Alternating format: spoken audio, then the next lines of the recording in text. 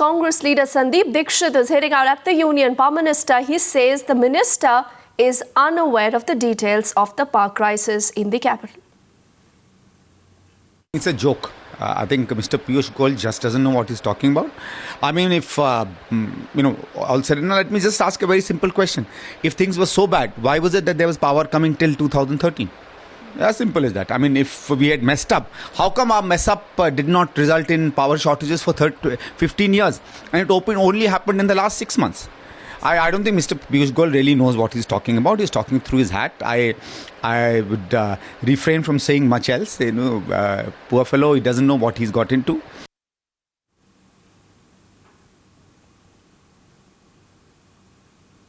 So that is more of the blame game that we are looking at, and the national capital continues to deal with soaring temperatures. The frequent power cuts across Delhi have only added to the woes of the public, and as residents are facing the brunt, our politicians continue to indulge in blame game.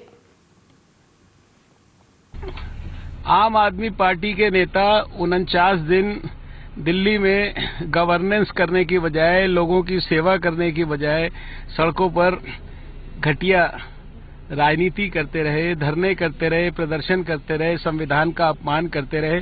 उसका फल जो है उनको parliament के election में भोगने को मिल गया है। मुझे लगता है कुछ थोड़ी बहुत कसर रह गई है, तो वो बाकी ये जो आजकल सड़क छाप राजनीति कर रहे हैं, इससे पूरी हो जाएगी।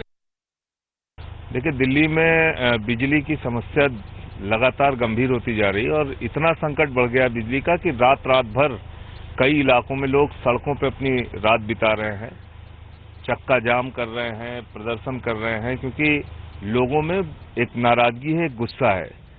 भारतीय जनता पार्टी की केंद्र की सरकार और प्रदेश के उसके नेता खाली एक दूसरे के ऊपर आरोप प्रत्यारोप में लगे हुए हैं। बिजली की समस्या को सॉल्व करने में कोई उनकी रुचि नहीं।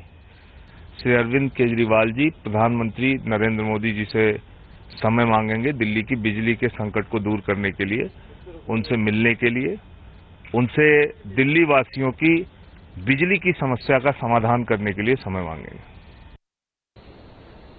आपको देश के लोगों ने मौका दिया है, सरकार आपके हाथों में है।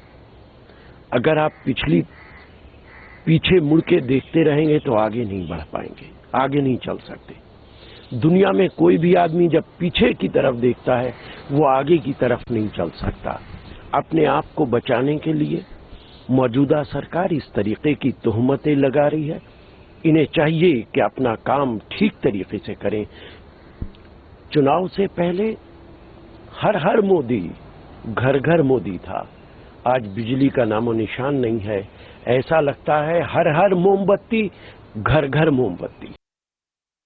आपको जब लोगों ने एक मौका दिया, मुख्यमंत्री बने आप, उस पर आपने कुछ नहीं किया। उससे पहले तो आप खंबे पे चढ़ करके और बिजली के तार जोड़ रहे थे, काट रहे थे। तो जब आपको जिम्मेदारी मिली तो आप कर नहीं रहे हैं, और अब जो है वो फिर वही पुरानी हिट एंड रन, फिर वही आरोप प्रत्यारोप, फिर वही जो है तू मैं। तो अब कम से कम वो रास्ता छोड़ करके और उन्हें इस बात को समझना चाहिए कि जो दिल्ली की जनता हो या देश की जनता, उसका सरोकार, उसके सरोकार और उसकी समस्याओं के समाधान की दिशा में केंद्र की जो सरकार को करना है वो कर रही है। जो प्रदेशों की सरकार को करना चाहिए वो करेगी या करना चाहिए उसे। इसलिए जो है वो फिर से वही धरना प्रदर्शन, एनार्की, एरोगेंस, उससे काम चलने वाला नहीं है।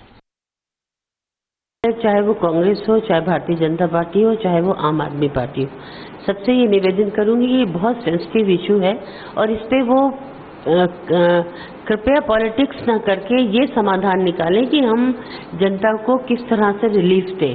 इस तरह से आपस में एक दूसरे को क्रिटिसाइज करने से काम नहीं होने वाला है। हमें दिल्ली की जनता की भलाई चाहिए, दिल्ली की जनता को बिजली चाहिए।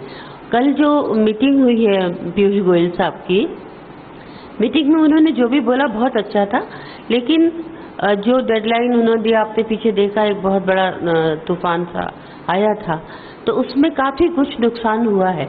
लेकिन जिस तरह से उन्होंने बाद में ये कांग्रेस को जिम्मेदार ठहराया, ये कहीं ना कहीं बहुत मुझे नागवार सा गुजरा। चूंकि देखिए पीछे 15 साल से बिजली की कोई कमी नहीं रही दिल्ली में,